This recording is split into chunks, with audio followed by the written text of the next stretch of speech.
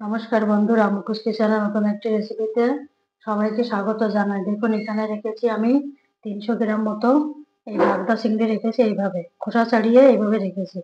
এই বাগদা চিংড়িগুলোকে এখন আমি গোল্ডেন ডিপ ফ্রাই করব। এইখানটাতে ছুরিটা দিয়ে কেটে নেবো, তাহলে যখন আমি এটাকে ফ্রাই করব তখন এরকম কুকড়ে যাবে না, এরকম সমান হয়ে থাকবে। কত সুন্দর লাগবে খেতে। এটা একদম সহজে এটাকে বানিয়ে দেখাবো। গোল্ডেন ডিপ ফ্রাই প্রন চিংড়িটাকে আমি এইভাবে এখানে হালকা করে এভাবে ছুরি দিয়ে কেটে নেব।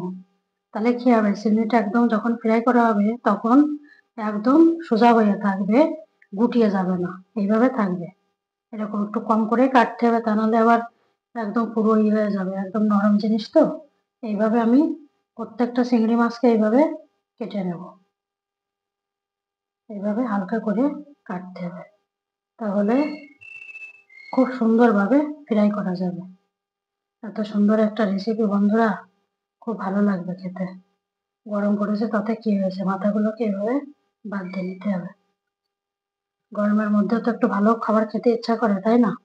তাতে কি হবে, মনটা ভালো থাকবে, সবকিছু চিন্তা থেকে দূরে থাকা যাবে।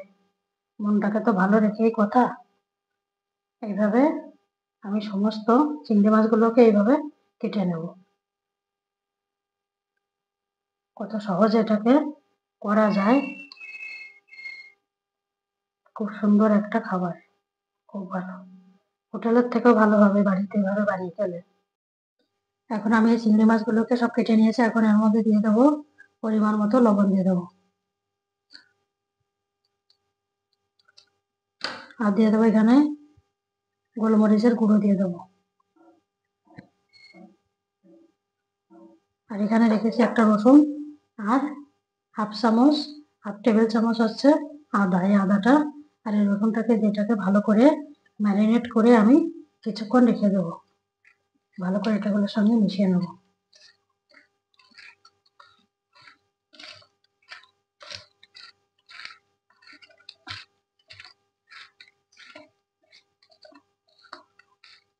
মিশিয়ে নিয়ে কিছুক্ষণ ঢাকা দিয়ে রেখে দেবো। এটা মশলাগুলো তাহলে এর মধ্যে সব ঢুকে যাবে।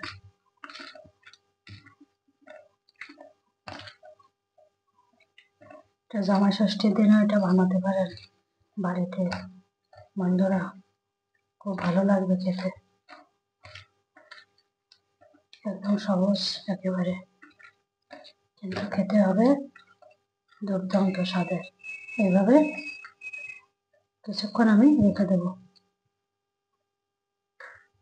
এবার আমি এখানে দিয়ে দেবো 4 টেবিল চামচ ময়দা দিয়ে দেবো। এখানে ময়দাটা দিয়ে তার মধ্যে দিয়ে দেবো পরিমাণ মতো লবণ দিয়ে দেবো, আর দিয়ে দেবো এখানে গোলমরিচের এই গুঁড়োটাকে দিয়ে দেবো। দিয়ে এটাকে ভালো করে মিশিয়ে নেব, বেশ সুন্দর করে মিশিয়ে নেব।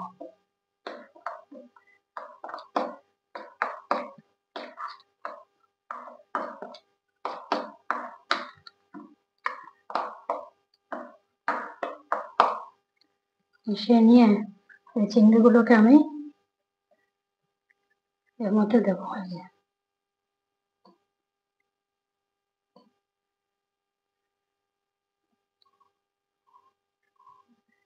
এভাবে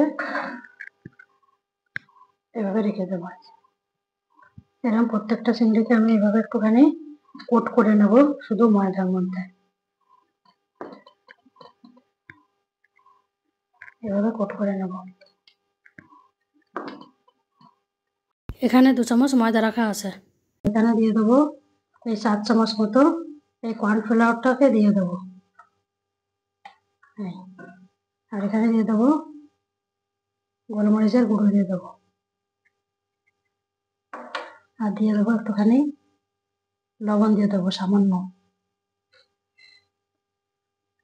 আর দিয়ে দেবো এখানে লাল লঙ্কার গুঁড়ো করে নিয়েছি। এই গুঁড়োটাকে এর মধ্যে দিয়ে দেবো, দিয়ে ভালো করে মিশিয়ে নেব।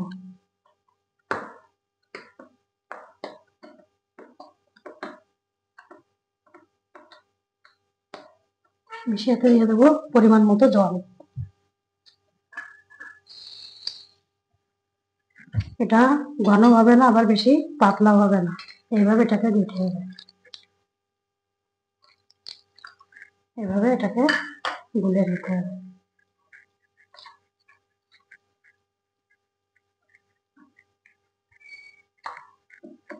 গুলে এভাবে ব্যাটারটাকে তৈরি করে দিতে হবে। তেল দিয়েছি পরিমাণ মতো, তেলটি গরম হয়ে গেছে। এখন তেলটি গরম হয়ে গেছে, এখন এটাকে আমি ডিপ ফ্রাই করবো, তাতে করে নিয়ে নেবো এটাকে। মাছটাকে এভাবে কোট করে রেখেছিলাম, এখন এখানে রেখেছি এই যে ব্যাটারটাকে গুলে রেখেছি, এটার মধ্যে ডুবিয়ে এবার আমি এটাকে ডিপ ফ্রাই করবো তেলটার মধ্যে দিয়ে।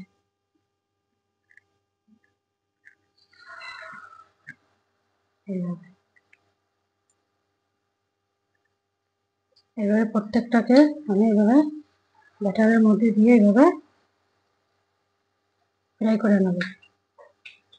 তো সুন্দর লাগবে না বন্ধুরা খেতে, একদম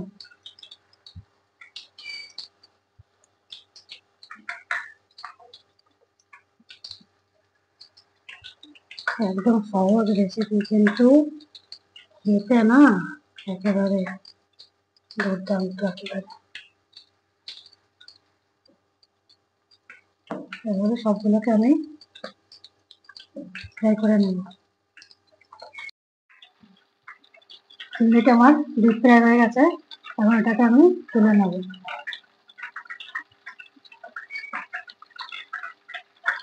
তুলে রেখে দেবো।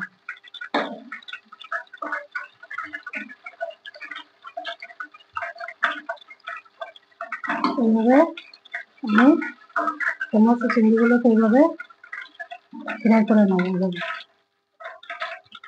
এভাবে সবগুলোকে ফ্রাই করে নেব। এখন আমি এই গোল্ডেন ব্রাউন ডিপ ফ্রাইটাকে আরো মজাদার করার জন্য এখানে নিয়েছি এতটা 3 চামচ, বড় টেবিল চামচের 3 চামচ চিনি। এই চিনিটাকে এর মধ্যে দিয়ে দেবো, দিয়ে সম পরিমাণে ওখানে আমি জল দিয়ে দেবো।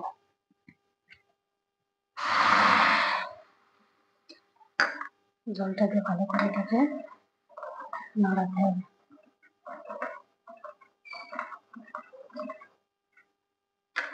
ওর মধ্যে আমি দিয়ে দেবো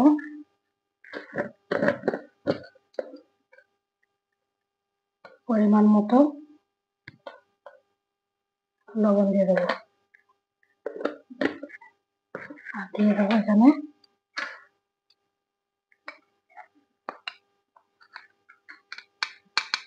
লঙ্কার গুঁড়োটাকে দিয়ে দেবো এতটা,